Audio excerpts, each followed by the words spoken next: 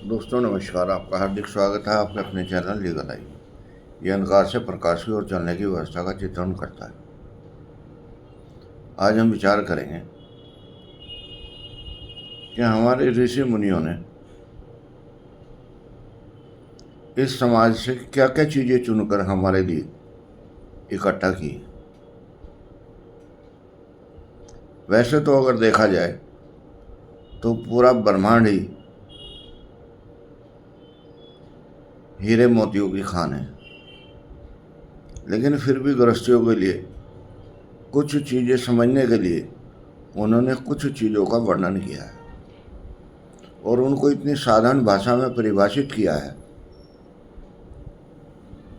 कि उनका जीवन सुचारू रूप से चल सके। जो ये ब्रह्मांड दिखाई देता है हमें, उसका सूक्ष्म जो रूप है, या ये कहें कि उसकी जो की है, वो आदमी है।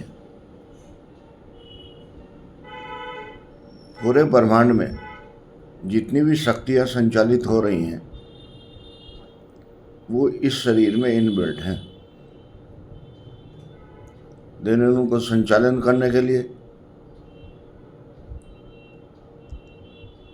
हमें कोई ऐसा टूल्स चाहिए, ऐसी कोई साधना चाहिए जो सुचारू रूप से चल सके।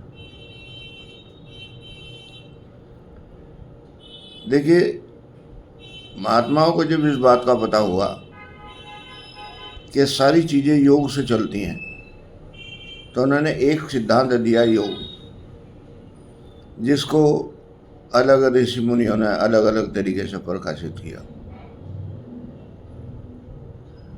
बस ये भेद ही बुद्धि भेद है। किसी ने कहा योग माने जोड़ना है, किसी ने कहा योग माने समाधि है, किसी ने कहा योग माने चित्तवृत्ति विरोध है। अब इन सब चीज़ों में आदमी घुसता गया और उसको कुछ भी समझ में नहीं आया। अंततः वो हार कर फिर बैठ गया और उसने खोज जारी रखनी बंद कर दी। उसको लगा कि मुझे ईश्वर को ढूंढने से कोई फायदा नहीं, क्योंकि उसका अता पता उसके पास था ही नहीं और ना कोई ऋषि मुनि बता के गया, क्योंकि उनको भी पता नहीं लगा। लेकिन उनको अनुभूति हुई।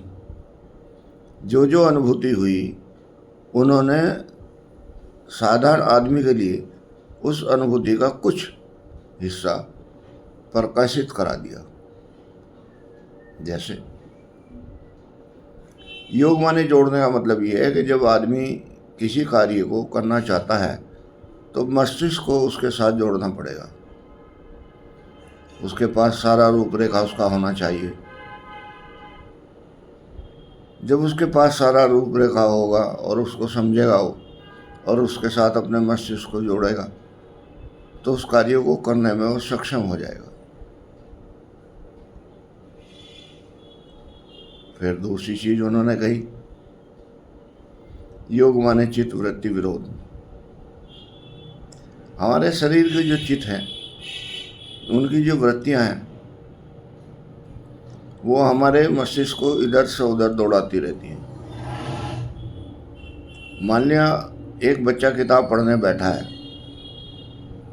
लेकिन उसका मस्तिष्क बार बार गानों पर जा रहा है।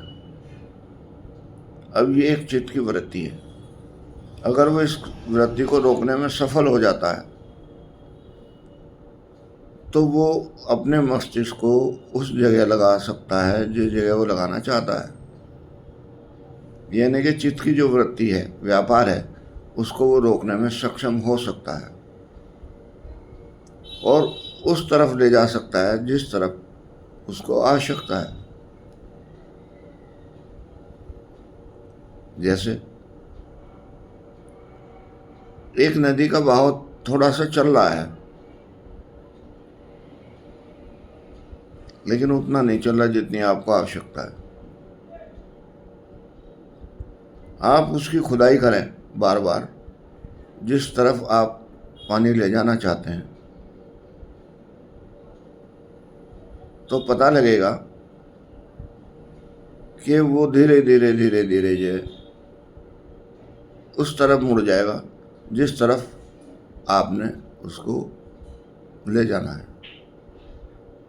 यानी कि आपका वो व्यापार रुक गया, जिस व्यापार में वो मस्तिष्क चल रहा था उस व्यापार में चला गया जिसमें आपका मस्तिष्क चाहता था।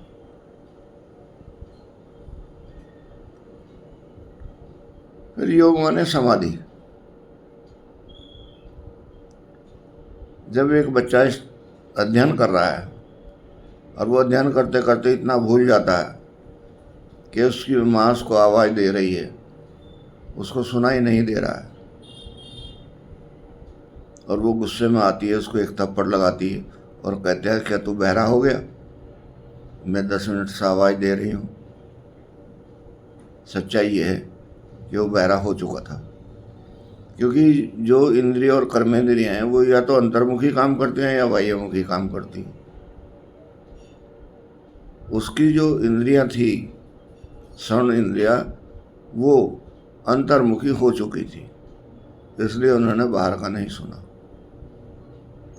और तरक्की करने के लिए आदमी को यही चाहिए कि वो उन इंद्रियों और कर्मेंद्रियों को